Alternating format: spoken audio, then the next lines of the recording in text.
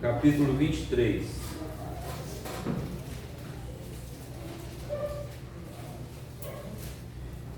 Primeiro livro de Samuel, capítulo 23,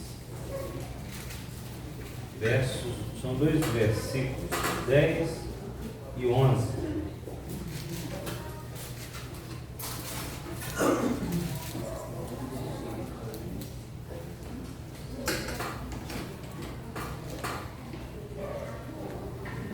Eu vou ler nessa minha versão aqui, é uma corrigida mais antiga, né? Eu falei para os irmãos, sabia que eu ganhei ela? Eu ia fazer 12 anos de idade. A primeira Bíblia que eu ganhei, assim, Bíblia completa, né?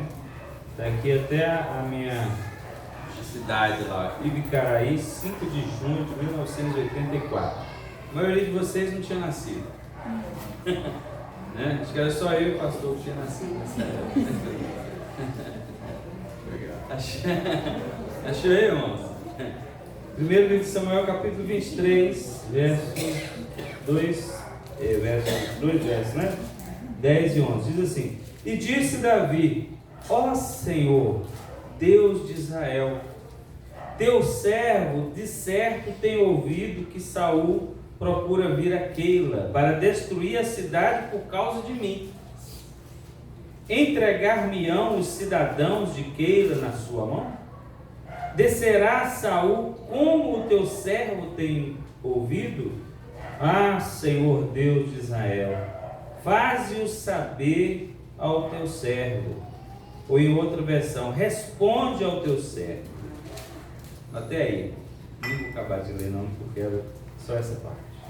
Ó Senhor, mais uma vez, a nossa oração é dirigida a Ti. Agora, para que o Teu Espírito possa transbordar os nossos corações de uma alegria maior, ou de um nível maior de alegria, pois já nos alegramos de estarmos aqui, cultuando, louvando, orando, comungando uns com os outros e com a ceia do Senhor. Agora, este nível maior é de ouvir a Sua voz, pela Sua palavra, Senhor. Quão gostoso, agradável, deleitoso é ouvir a Tua palavra. Muito obrigado, Senhor. Amém. Aleluia. Glória a Deus. Aleluia. Irmãos amados, o que eu quero falar hoje é simples. A alegria de ser servo do Senhor. Amém. Você tem alegria de ser servo do Senhor? Serva do Senhor? É isso que eu quero falar. Esse título parece ser um título simples, sem muita pretensão. Todo mundo que está na igreja se considera servo do Senhor. E muitos são mesmo. A gente queria que fosse todos, né? Mas muitos são mesmo. Essa expressão, sou servo de Deus, faz parte do nosso dia a dia. E como não temos o costume de analisar as coisas corriqueiras, não paramos para pensar nesse privilégio, o de ser servo de Deus. Foi chamado por Ele para ser servo dele. A gente não para muito para pensar nisso. De vez em quando que o Espírito Santo abre umas cortinas lá, né? Umas cortinas espirituais para nos abrir os olhos e nos alegrar com algo que estava ali o tempo todo na nossa frente, mas não enxergávamos com determinada perspectiva. Que é esse aí, por exemplo. Você é servo de Deus? Ah, eu sei. Mas eu vou falar para os irmãos o que aconteceu no final. O que aconteceu para que eu estivesse trazendo essa palavra aqui hoje. Aconteceu alguma coisa que me abriu os olhos e descortinou, e eu disse: eu sou servo do Senhor. Meu Deus, eu fui impactado no mês passado, e eu vou falar para os irmãos vão entender. Mas uma observação que devemos considerar importante é que não se torna servo de Deus quem quiser. Não é assim, eu quero ser servo de Deus. Às vezes encontramos pessoas que dizem que irão se tornar crentes, irem para a igreja na hora que quiserem. Nananina não. Não vai não. Se Deus não chamar, se o Espírito Santo não chamar, não vai, nunca. Isso nunca acontecerá. A Bíblia, irmãos, diz que o homem tateio, o homem natural, o homem sem Deus, o homem no mundo, né, o homem no sentido genérico, homem e mulher, tateia como cego, está lá em Atos 17, verso 27. E que se Deus não se deixar encontrar, ou propriamente se Ele não se revelar e buscar o homem, esse homem jamais o encontrará. Olha a oração de Jesus em Mateus 11, verso 25. Graças te dou, ó Pai, porque ocultaste estas coisas. Que coisas? As coisas espirituais, as coisas celestiais, a revelação. Amém. De quem Ele era. Ocultaste essas coisas aos sábios e entendidos e as revelaste aos pequeninos. Por quê? O Senhor quis assim. Assim te aprouve. Se é algo dele, Ele que quer. Se Ele se esconder, brinca de esconde-esconde com Deus. Ele escondendo. Você vê se acha. Se você se esconder, Ele te acha. Mas se Ele se esconder, você não acha não. Salmo 139, né? Se suba aos céus, nossa, olha que é a morada dele. Vou para o inferno. Quem que criou o inferno, gente? Quem criou o inferno? O inferno é de quem? Dele. Tem como esconder. Então, se o homem, se Deus não se deixar encontrar, o homem jamais o encontrará e estará perdido para sempre. Tinha um homem pequenininho no Novo Testamento, precisamente em Lucas 19, cujo nome era esse mesmo, Zaqueu. E ele desejava ver a Jesus. Eu recontava que todo mundo já sabe, mas ele não queria assim aquele negócio assim, né? Vou chegar lá na frente dele, ficar me mostrando. Não, eu quero só ver. Jesus não queria ver ele, só ver ele não. Vou subir aqui na árvore, ele anda lá com muita gente. Talvez não dê para eu ver direito, subir aqui na árvore. Quando ele passava, ele já veio, ficou beleza, era tudo que eu queria. Jesus não queria só isso. Aqui Jesus passando, ali perto dele, falou: Zaqueu, estou querendo passar a noite na sua casa, beleza? Ele assustou. E Jesus falou o quê? O Filho do Homem veio buscar e salvar quem estava perdido. Então, irmãos, o homem perdido, ele não se encontra. Jesus que vem e encontra ele, busca ele. Amém, Jesus. Glória a Deus. Glória a Deus. Não é você que quer a Deus, é Ele quem te quer. Não é você quem quer ser servo dele, é Ele que quer ser o seu Senhor. Eu gostaria que você saísse daqui hoje alegre, porque você é um servo e uma serva de Deus. E se isso for verdade, significa que foi Ele quem te escolheu e te trouxe para servi-lo. Então agradeça nesse momento por esse grandioso privilégio. Glória a Deus. Então vamos fazer aqui uma progressão, né? Dessa, como é que nós podemos dizer? Desse privilégio. O homem, antes de ser servo, primeira coisa, o homem antes de ser servo é chamado na Bíblia de um homem natural. Para a gente trocar em miúdos, todo mundo entender, é um ninguém. Ninguém. Eu quero começar com isso porque a maioria dos pregadores hoje ou deixam de falar ou falam contrariamente à palavra de Deus. Quando dizemos que por nós mesmos, homem natural, sem Cristo, é alguém que não vale a pena aos olhos de Deus, as pessoas se sentem ofendidas. Porque elas têm uma outra imaginação. Todos os dias elas ouvem sobre o seu valor aí no mundo, a importância delas na vida, na família que elas têm, no trabalho que elas efetuam lá, a capacidade que elas têm, a coragem de encarar os desafios aí, né, da vida. Então elas automaticamente transferem isso para o mundo espiritual. Tem valor aqui. Irmão, nós não negamos, eu repito isso sempre, não negamos a importância delas no mundo. Não negamos.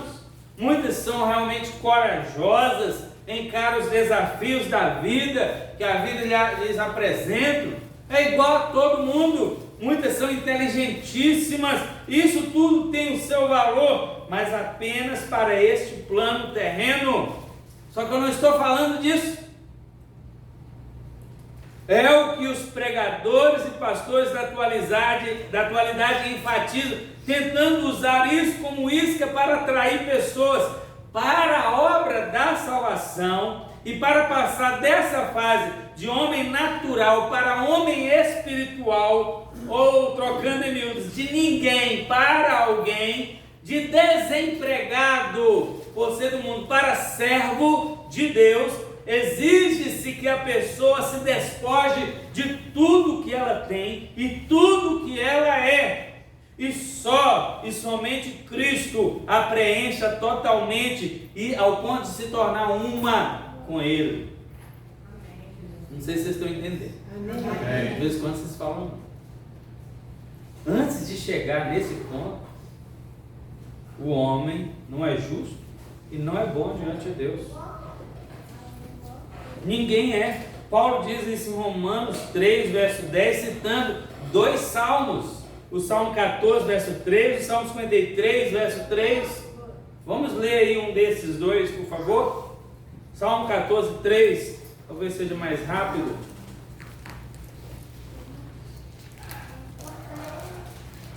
Na verdade, os dois falam a mesma coisa. 53, 3, 14, 3. Leia aí, por favor. Todos se extraviaram, juntamente se corromperam. Não há quem faça o bem, não há nenhum sequer. Olha aí, quantos que se extraviaram? Todos. Todos. Não sobrou um para contar a história?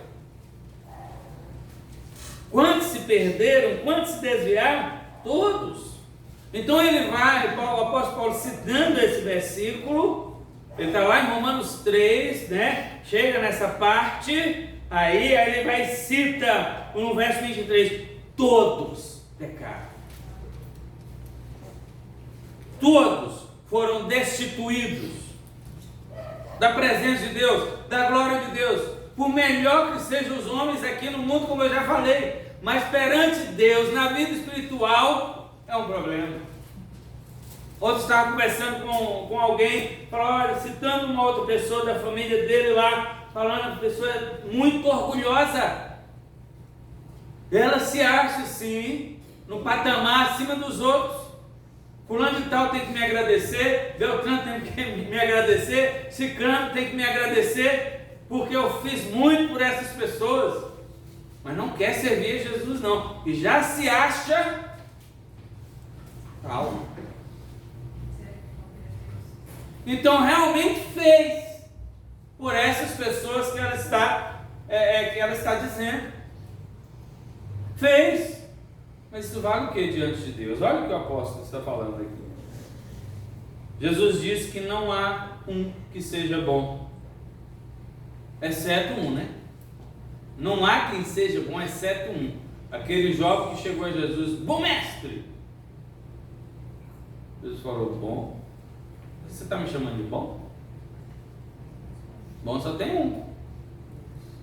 E, claro, Jesus estava falando para alguém sem Deus, que tinha uma perspectiva errada sobre os homens e sobre Deus.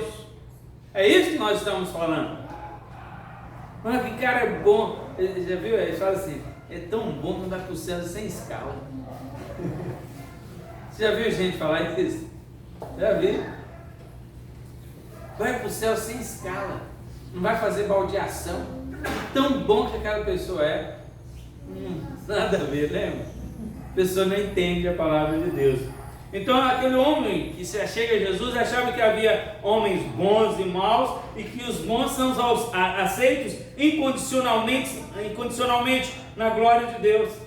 Nada diferente da concepção de hoje em dia. Os salmistas aí, tanto do Salmo 14 quanto do 53, está consciente da corrupção geral que reina nos homens, em torno dele, desse salmista que estava falando isso. Ele constata com tristeza, no verso 2 do capítulo 14, aí, o Senhor observa desde o céu aos filhos do homem, aos filhos de Adão, para ver se há algum sensato que busque a Deus. Não tem. Por si mesmo, o homem natural não busca a Deus. E ele conclui ainda no verso 3, todos andam longe, todos são corruptos, todos são perversos, todos são pervertidos. Não tem. O autor estabelece um contraste também entre o nécio e o sensato, nesses salmos, tá? Estamos pegando aqui um pouquinho os salmos. O nécio vive como se Deus não existisse. Como é que o salmo começa? Diz o tolo no seu coração. Ele diz o quê? Não há Deus. Essa atitude de tolice do nécio não é um ateísmo teórico. No Antigo Testamento não tem aquele negócio explícito igual é hoje. Ah, eu sou ateu, né? E se acha intelectuais. Sou ateu. A gente não vê isso no Antigo Testamento. Supõe ali é um ateísmo prático. É um ateísmo prático. Porque ele age como se Deus não existisse. Ele vive como se Deus não existisse. Então no seu coração ele faz a afirmação: não há Deus. Corresponde ao dos insensatos que diz: Deus não, em outro salmo, Deus não, vou fazer aqui, Deus não vai nem ver. Salmo 10, verso 4 diz isso: vou agir de tal forma que Deus não vai ver. Vou pecar e Deus não vai ver. Ele falou aqui. Deus não vai, brinca de esconde-esconde com Deus, engane. Então eu vou fazer isso, Deus não está vendo. Vou fazer, Deus não vai pedir satisfação. Deus não vê nada, Ele não vai aparecer para falar nada. Então o Antigo Testamento chama esse tipo de homem de ímpio, de mau, de perverso. Então o ímpio que é nécio, que é tolo, não teme a Deus, sendo que o temor de Deus é o princípio da sabedoria. O insensato, esse ímpio, esse nécio, não invoca a Deus. E não vale nada também.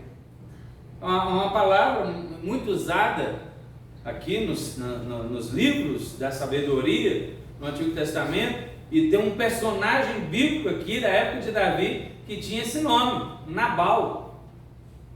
É uma palavra hebraica que significa tolo.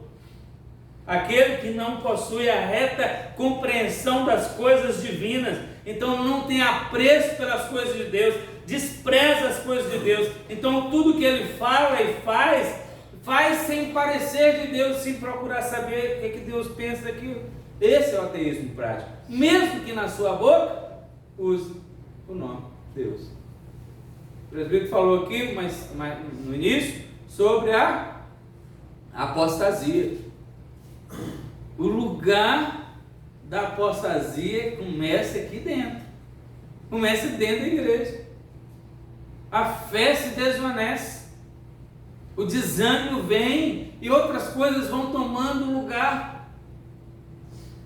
E a gente fica muito preocupado às vezes com os outros e não olha para nós mesmos. Acha que só ir na igreja está bom. Quando vai? Ou então outros eu já dei o dízimo. Dízimo você não dá não, né? Seu já deu o dízimo, o que o pastor está querendo mais? Né? Já cumpri minha obrigação. Que é isso? Então, irmãos, cuidado com a apostasia, né? Mas um dos versículos mais claros que abre o nosso entendimento é o de 1 Pedro 2,10. para a gente encerrar essa parte. 1 Pedro 2,10 diz como?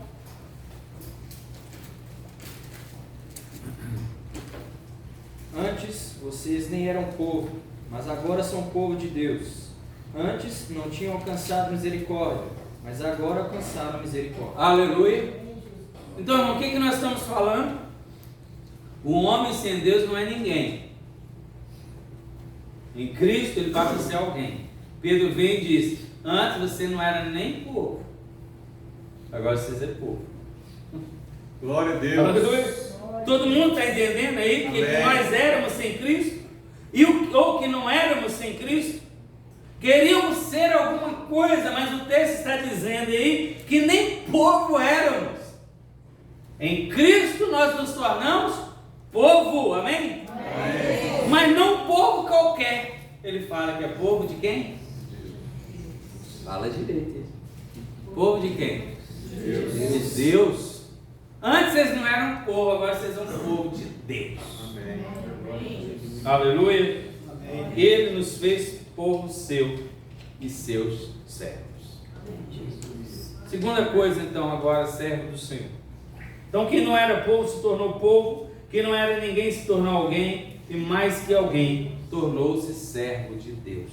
Graças Ao a ler, Deus. então, esses dois versículos, meus irmãos, eu fiquei impactado primeiro, sabe por quê? A naturalidade de Davi de dirigir-se ao Senhor com tanta convicção de que ele é, de quem ele era perante Deus. Eu falei: Senhor, o teu servo aqui ficou sabendo que Saul vai vir destruir a cidade por causa dele.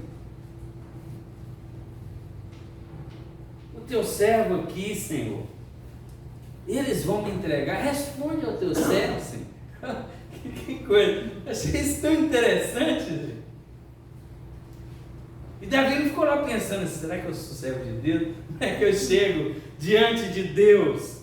Eu digo isso porque às vezes nos aproximamos de Deus em oração meio que com essa dúvida, sem saber se Deus está nos escutando mesmo, estou tanto tempo sem orar, não, será que Deus vai me escutar? Porque não tem certeza de quem somos perante Ele. Às vezes acontece de orar, está numa reunião de oração, então vamos orar porque está todo mundo orando, vai ficar feio se todo mundo orar e eu não orar, não tiver uma postura de oração aqui, mas sem aquela fé, sem saber, sem crer, se Deus vai atentar para a sua oração. Às vezes acontece da mente estar cheia de tanta coisa, cheia de culpa por causa de pecados cometidos, então não se sente digno de se apresentar diante do Senhor, quanto mais se chamar de servo dele. Olha a falta do aprendizado, o que faz? Hoje é culto de ceia.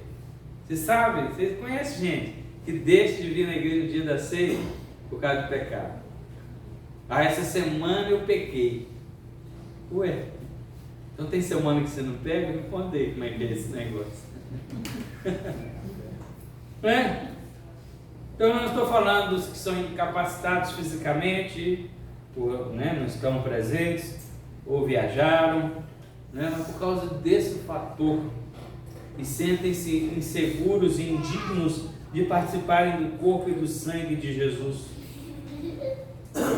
Aí não vem na escola bíblica para não aprender como é que tem que ser, como é que conserta isso, qual é a visão certa disso. Se você deve deixar mesmo de participar da ceia, se não deve, ou vem no culto, mas fica lá no finalzinho, na hora da ceia lá, fecha o olho, a irmã passa assim, direto, só para não pegar o cálice. Se for aquela diaconisa assim, não, você não vai pegar não? Então, eu quero chamar a atenção dos irmãos para a postura de Davi. É claro, irmãos, que Deus responde a quem Ele quer, na hora que Ele quer, mas não é comum Deus deixar de responder a tempo algo que está para suceder e que o seu servo está esperando nele. Não é comum. O normal é Deus responder a oração dos seus servos. Inúmeros são os textos bíblicos que afirmam que os servos que esperam no Senhor serão atendidos. Vamos ver um só. Eu coloquei aqui 1, 2, 3. Vamos ver uns. Vamos sair dos Salmos um pouquinho. Isaías 8:17. Isaías 8:17. Leia, por favor. Esperarei no Senhor, que esconde o seu rosto da casa de Jacó, a ele aguardarei. Está vendo? Esperarei. Vê outra versão desse mesmo versículo. Essa Bíblia aí. Esperarei pelo Senhor, que está escondendo o seu rosto da descendência de Jacó, nele porei a minha esperança. Amém. Tem hora que Deus esconde o rosto, por causa aí, né? A situação específica do povo de Judá, nessa época que Isaías profetizava. Mas ele diz: mesmo assim eu vou esperar no Senhor. Esperarei no Senhor. O Senhor responderá a minha oração. Então ficamos em desvantagem quando chegamos a duvidar dessa nossa posição diante de Deus. Davi, irmãos, ali com toda a sua naturalidade, consulta a palavra do Senhor, dizendo assim: responde ao teu servo. Olha que lindo. Às vezes falta essa mesma postura em nós. É certo que não são todos os que têm certeza de quem são perante Deus, né? Isso acontece. Vou pegar até uma palavra do pastor Cleilson, né? Ele costuma dizer que há 4 tipos de pessoas na igreja. Tem pessoas que têm certeza que não são salvas. E tem outros que têm certeza da salvação, né? Mas tem umas que acham que não são salvas, mas são. E essa é até a maioria. A maioria acha que não é salva, mas é. Se você pegasse o número de gente em cada igreja, você tem certeza da salvação? Se ela for sincera, né? Vai ser difícil você achar. Agora, tem gente que acha que não é, mas é. Tem outros que acham que são, mas não são. Então tem esses 4 tipos. E o maior número, né, está nesses 2 últimos grupos. De gente que acha que é, mas não é. E de gente que acha que não é, mas é. Né? Então essas dúvidas vão desaparecendo à medida em que desenvolvemos a nossa salvação. Como desenvolver a salvação? Essa é uma pergunta. Vamos desenvolver a salvação. O apóstolo Paulo fala isso: desenvolver a vossa salvação com temor e tremor. Como que desenvolve a salvação? Como você acha que desenvolve a salvação? Responda a esta simples pergunta. Qual é o seu pensamento, comportamento e postura perante as práticas espirituais? A oração, o jejum, o ato de congregar, o uso do seu tempo, o uso do seu dinheiro, a consagração, a comunhão, o seu discernimento da palavra, da santa palavra de Deus. Então, a sua postura perante essas práticas espirituais, à medida que o tempo passa e você tem aí, mostra a sua reação e ação diante dessas práticas espirituais, vai saber se você está mais convicto da sua salvação ou menos convicto. Quanto mais se desenvolve a salvação, menos dúvidas de quem somos diante de Deus. E o contrário é verdadeiro também. Quanto menos se desenvolve a salvação, mais dúvida vai entrando na cabeça. Olha um exemplo bíblico de gente que não desenvolve a salvação e gente que desenvolve a salvação. Profeta Jeremias, capítulo... Por exemplo, o profeta Jeremias era alguém conhecido, era uma pessoa conhecida como alguém que orava muito. Então, chegavam algumas pessoas, o rei, por exemplo, outras pessoas, pedia a ele que orasse a Deus por eles. Consulta a Deus, ora ao Senhor. Temos lá um texto de Jeremias 21, verso 1 e 2, por exemplo. O povo pedia. Aí, Jeremias 21, verso 1 e 2. Palavra que veio a Jeremias da parte do Senhor, quando o rei Zedequias lhe enviou Pazur, filho de Malquias, e o sacerdote Sofonias, filho de Maazéias, dizendo: pergunta agora por nós ao Senhor, porque Nabucodonosor, rei da Babilônia, guerreia contra nós. Bem pode ser que o Senhor nos trate segundo todas as suas maravilhas e o faça retirar-se de nós. Aí, o rei não podia fazer oração? Não, mas Jeremias está mais próximo de Deus. Você lembra o nosso querido presbítero Francisco aqui? Um homem exemplar de santidade, de oração. Todo mundo chegava e pedir oração para ele. Claro, irmão, você não vai pedir alguém para orar que você nem sabe como é que é a vida dele. Então você olha assim, eu pedi aquele para orar, está mais longe de Deus do que eu, né? Tem gente que fala assim, né? Mas, veja bem, de um certo modo, essas pessoas, o rei, o povo, no capítulo 42 tem uma outra situação que o povo pede a Jeremias para orar, né, por eles. Eles queriam forçar a Deus, de uma certa forma, essas pessoas estão muito próximas de Deus, os outros que estão longe, fica lá, forçar a Deus, dar uma resposta favorável, usando a comunhão que Jeremias tinha com Deus, ao mesmo tempo achando que Deus responderia favoravelmente, porque era Jeremias que estava pedindo. Não, se fulano orar, vai acontecer. Você está vendo? Olha o equívoco das pessoas.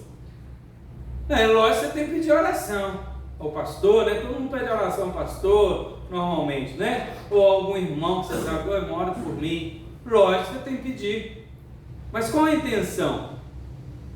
Né? Você lembra de uma vez, quando a gente era jovem, né?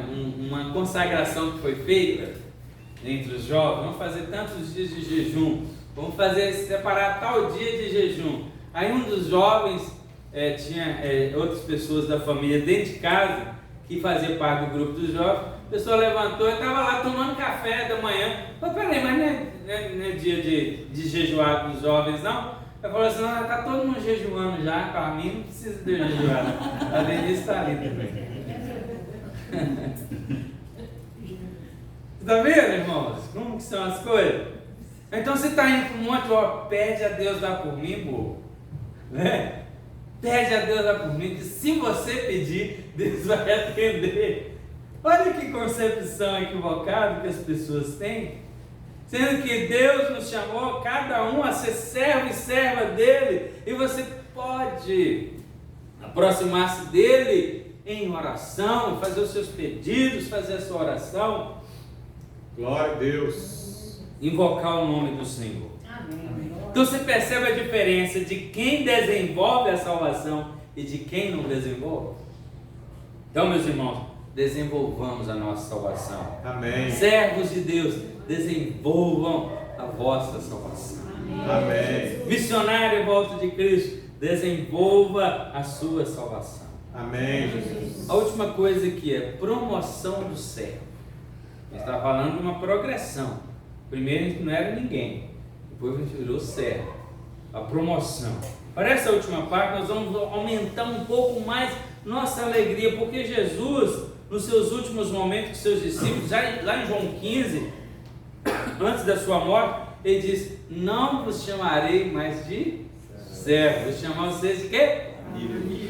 Aí o negócio. Olha aí, irmão, está no verso 15, João 15, 15. Não vos chamarei mais servo, e sim amigo. Até agora, se a gente entendeu bem, né? Se eu conseguir explicar bem, a gente achava que é demais ser servo de Deus. Ser ninguém para ser servo de Deus é demais, meu irmão. É um negócio para a gente alegrar demais, não é pouca coisa. Mas aí chamar de amigo, aí Deus já pegou pesado o bem. Né? Chamar de amigo, considerar amigo, aí não, já ultrapassou os limites da alegria, ué. Aí, né? Senhor, desse jeito, você não me deixa sem graça, né? O que vocês acharam? O que vocês acham que os discípulos acharam dessa promoção? Os discípulos gostaram? Né? Agora, observe o detalhe da amizade nesse versículo. Achou aí? Pode ver. 15. Já não os chamo servos, porque servos não sabem o que o seu Senhor faz. Em vez disso, Deus tem chamado amigos, porque tudo que eu ouvi do meu Pai, eu tornei conhecido a você. Aleluia. Olha aí, meus irmãos, chama de amigo. O servo não sabe do compromisso do seu Senhor, não sabe da intimidade do seu Senhor. Né? O pastor ali, por exemplo, tem lá um moço que trabalha com ele, né? De vez em quando tem alguém trabalhando com ele, fica contando as coisas da sua casa para ele, não tem como, né?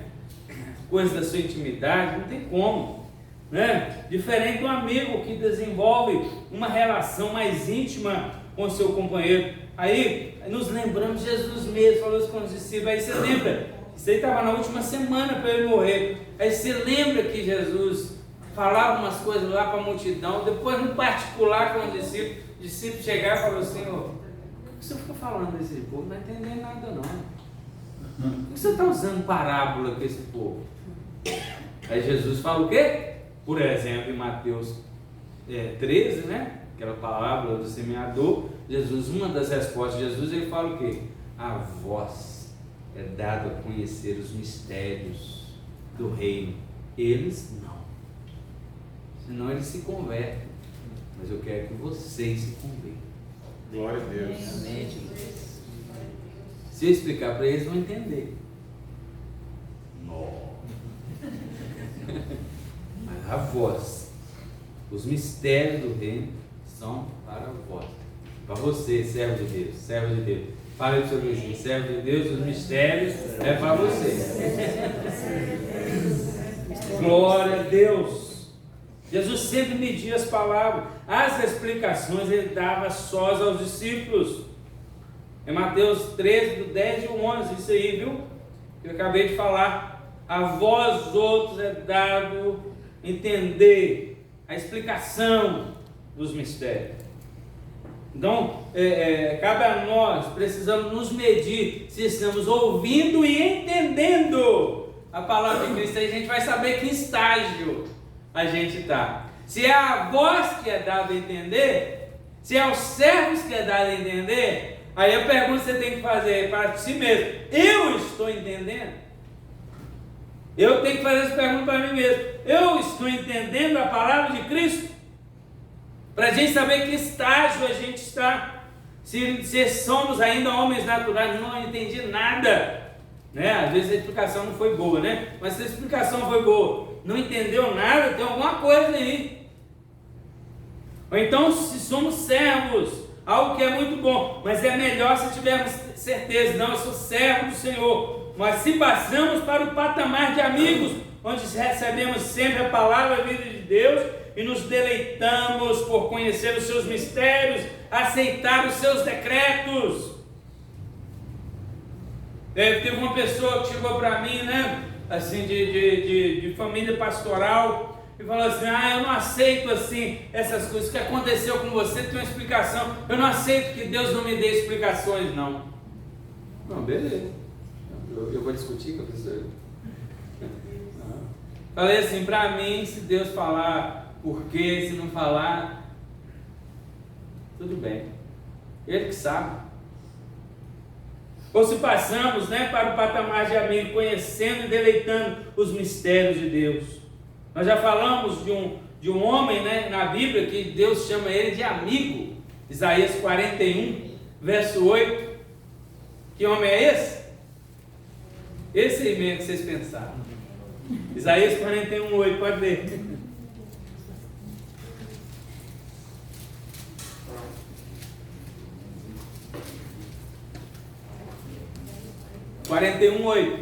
Então disse Ezequias a Isaías.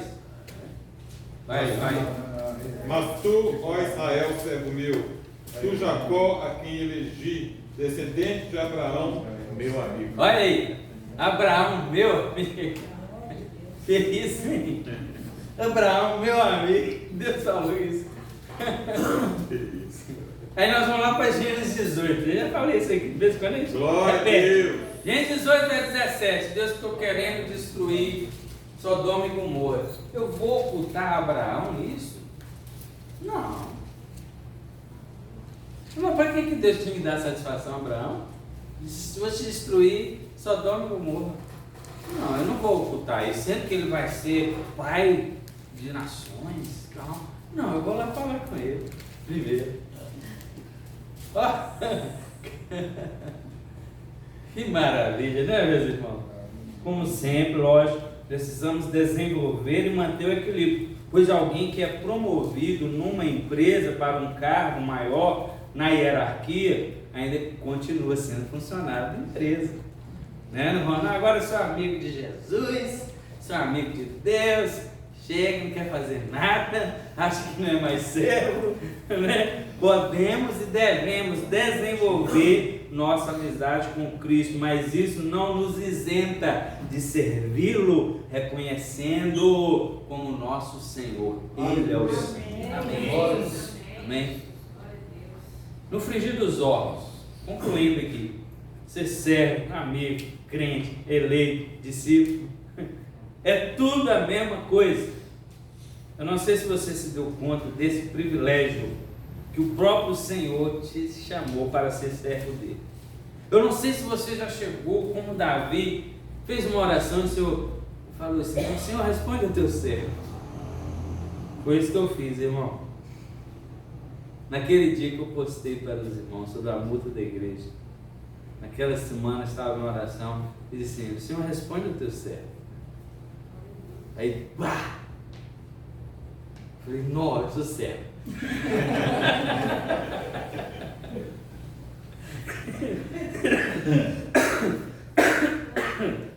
Menino, por isso que eu falei com o início dos irmãos. Desculpe, irmão.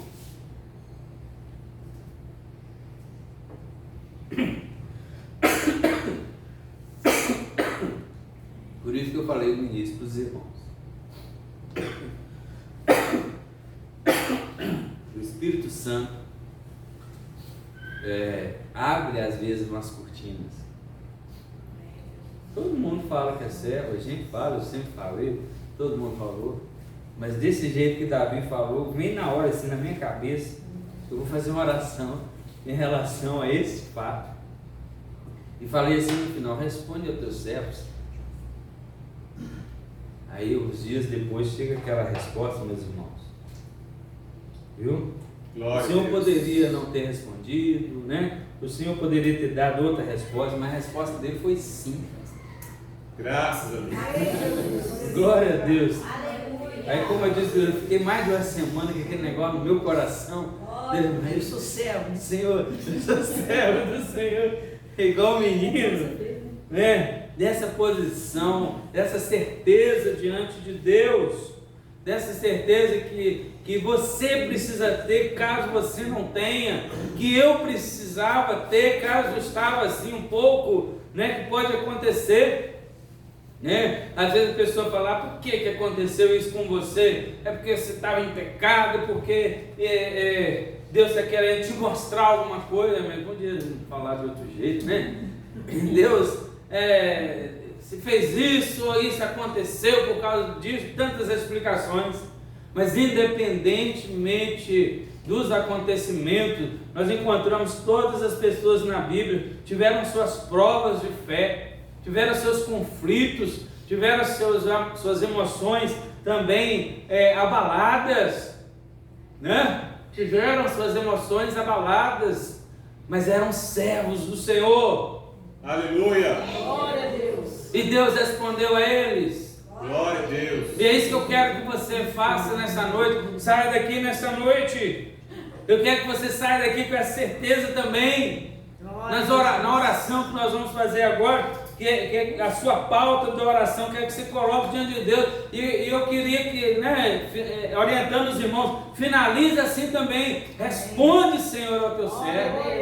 Responde a tua serva, Senhor. Na semana aqui das mães, a irmã pregou aqui, falou do testemunho dela, coisas que ninguém sabia, um ou outro que sabia, nem pessoas da família sabia, e Deus respondeu. Amém. Glória É a a Deus! serva do Senhor. Você também é servo do Senhor, irmão. Você é servo do Senhor, irmão. Amém! Não chega com esse negócio aqui, Aleluia! Santo é o teu nome, Jesus. Essa simplicidade de Davi, ele não tinha dúvida disso, ele disse: Senhor, responde ao teu servo. Isso me marcou, irmão, como eu estou dizendo aos irmãos. Eu vou orar assim também. Senhor, responde ao teu servo. E o Senhor respondeu. Aleluia! Deus seja louvado. Vamos orar, irmãos.